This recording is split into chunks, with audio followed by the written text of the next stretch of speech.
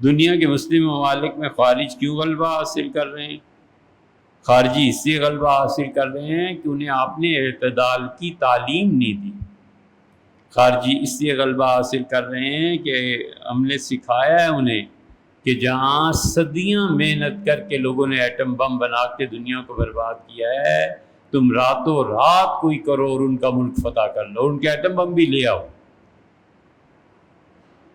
Libya کے تھے نا کرنل قذافی، ان کے وزیر اعظم تھے جارود، تو کرنل قذافی نے پیسہ بھیجا بہت بھر کے۔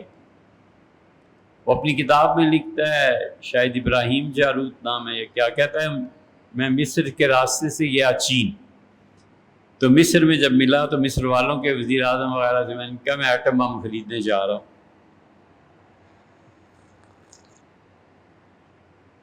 ان کے صدر وزیر اعظم نے مجھ سے پوچھا کہ ایٹم بم خرید کے کیا کرے گا لیبیا؟ اس کا اسرائیل پہ گرائیں گے، اسرائیل پہ ماریں گے ایٹم بم، ختم کر دیں گے، ہمارا ساتھ دو۔ مصر نے کہا بھی ہم تو ساتھ نہیں دیتے نا، ان کاموں میں ہم پڑھتے ہیں۔ خیر چین چلے گئے، پیسہ دکھایا، انہوں نے کہا کیا کرنا ہے؟ ان کا ایٹم بم آپ سے خریدنا ہے۔ تو چینی بڑے ہنسے، انہوں نے بھی ظاہر ہے اتنی اوپر کا لیول تھا تو کسی طرح ادھر ادھر کی کر کے انہیں رخصت کیا اور پیسے بھی دے دیے واپس۔ وہ کہا ایٹم بم کوئی خریدنے بیچنے کی چیز نہیں ہوتی۔ تو اس لیے خوارج کا غلبہ ایسے ہی ہوتا ہے۔ ایٹم بنانے والے جو تھے نا، ان کے پیچھے 100 سال 200 سال کی محنتیں تھیں، انہوں نے اپنی قوموں کو عروج پہ پہنچایا۔ اس طرح ایٹم بم نہیں بنا کرتے۔ ہندوستان میں شاید 1918 میں یا کب گورنر جنرل کو مار دیا تھا۔ سادے مسلمان، یہ سادگی کا دور تو ابھی تک بھی تھا، وزیر اعظم کی کار گزر رہی ہوتی تھی، صدر کی کار گزر رہی ہوتی تھی، چیف کبھی کبھی بیٹھ جاتے تھے، عوام جا کے ملاقات کر آتے۔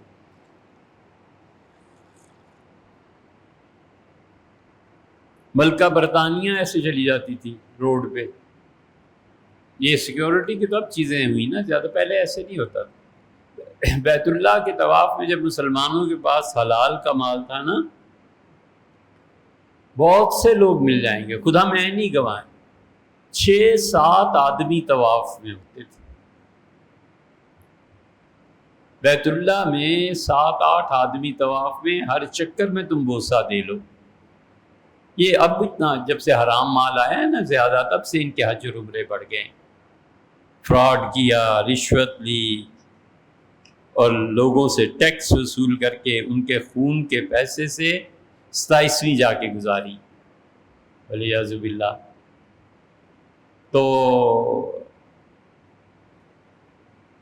شاید 1918 میں گورنر جنرل قتل ہو گیا، ہندو یا مسلمان کسی نے بم مارا، اڑ گیا۔ Pindi D A V college road ہے، یہاں پھر بم مار پارٹی بنائی۔ بم دنیا میں نیا نیا آیا تھا، ہر لڑکے کو شوق تھا کہ بم بناؤ اور بم مارو۔ تو D A V college road پہ لڑکوں نے بم فیکٹری بنائی۔ ایک دن کر رہے تھے تجربہ، کوئی ڈبہ لے کے اس میں سوراخ کر کے کہ بم اور یہ ساری چیزیں کیسے بنتی ہیں۔ پولیس آئی اور پکڑ کے اٹھا کر لے گی، گوروں کی پولیس تھی، پھر پتہ ہی نہیں چلا فیکٹری کہاں گئی اور بنانے والے کہاں گئے۔ اس طرح چیزیں نہیں ہوا کرتی۔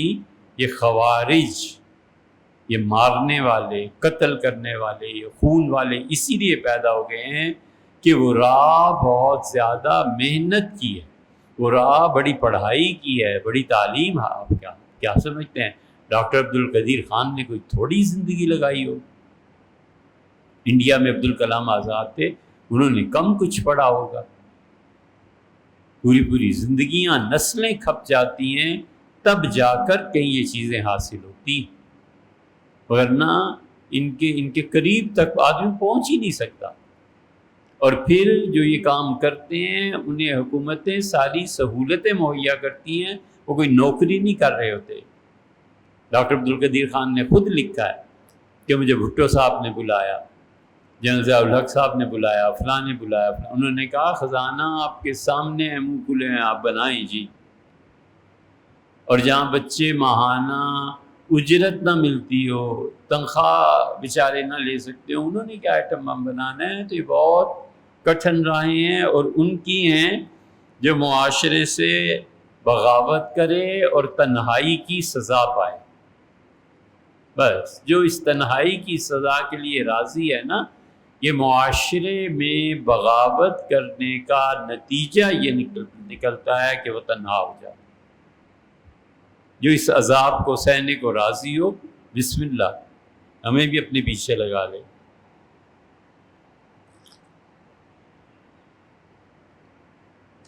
تم اس معاشرے سے بغاوت کر کے تو دیکھو، بوریا بستر اسی دن باہر پڑا، والدہ یا اہلیہ دونوں۔ کیا وہ کہتا ہے،